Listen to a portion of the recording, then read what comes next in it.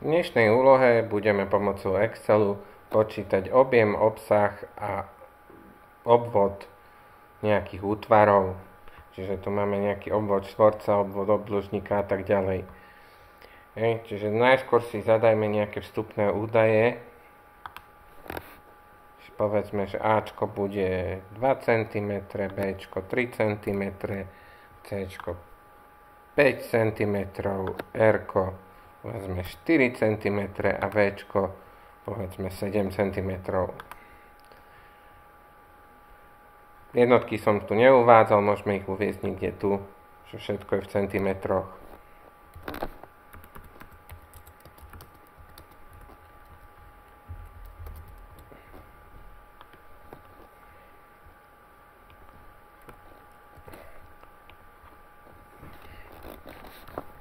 Dobre, čiže poďme na to.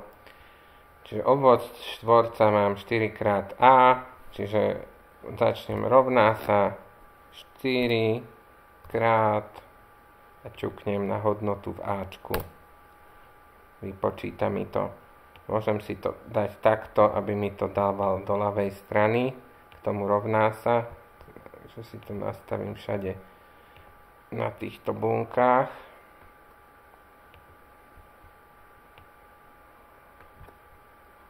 Zarovnanie doľava. Tu. Tak. A poďme na to. Čiže obvod obdĺžníka 2x a plus b, čiže rovná sa 2 krát zátvorka a plus b, koniec zátvorky, ťuk. Obvod kruhu rovná sa 2 krát pi. Funkcia pi nám vráti hodnotu pi, čiže môžeme to takto dať. Tvorím zátvorku. A teraz mám tu r na druhu, čiže to myslím, že je power, funkcia power. Umocní číslo na zadanú mocninu, čiže dám si power, dám si r-ko, čiarka, alebo bodko čiarka, dvojka. Myslím, že takto by to malo byť. Skúsme, či to nepáči sa mu. Tak dáme miesto bodko čiarky čiarku. Už je to OK. Poďme ďalej. Obsah štvorca a krát a. Tu zase môžem použiť ten power, alebo môžem jednoducho dať, že a krát a obsah obdĺžnika a krát b, že rovná sa a krát b, obsah kruhu pi r na druhu, čiže zase rovná sa pi krát power r čiarka 2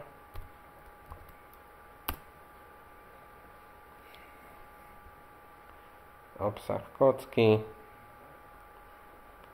6 krát a krát a, čiže rovná sa 6 krát a krát a. Toto je obsah stien kvádra 2 krát zátvorka, toto krát toto plus toto krát toto plus toto krát toto. Čiže každá stena, obsah každej steny je tam 2-krát. Dobre. Čiže obsah stien valca, to sa rovná 2-krát obsah kruhu Čiže to môžeme chytiť aj toto.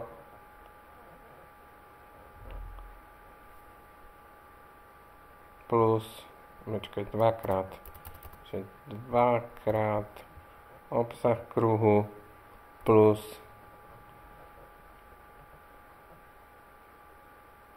obvod kruhu krát výška.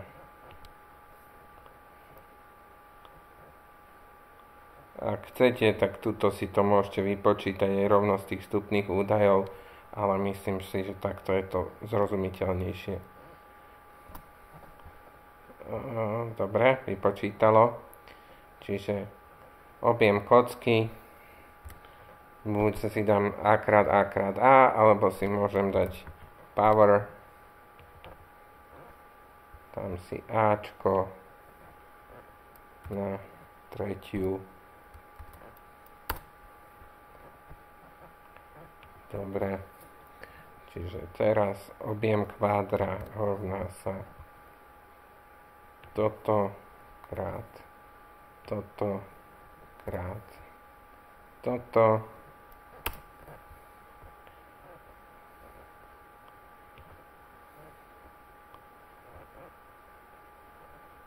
objem valca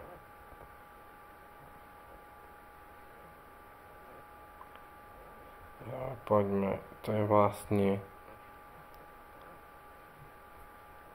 obsah štvorca, obsah kruhu krát výška.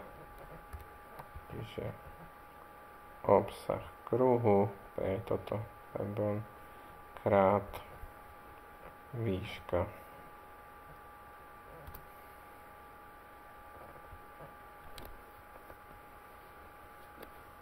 Dobre, tuto som dal, že všetko je v centimetroch, ale teraz mi napadlo, že obsah je v centimetroch štvorcových a objem je v centimetroch kubických.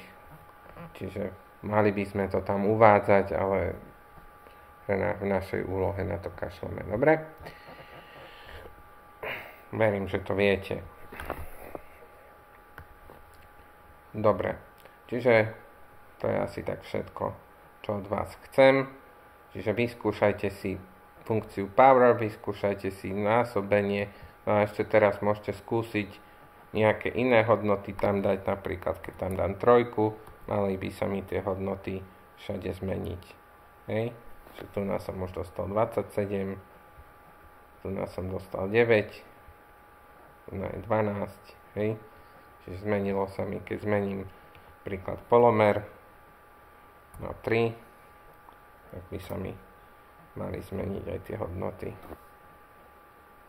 Dobre, všetko.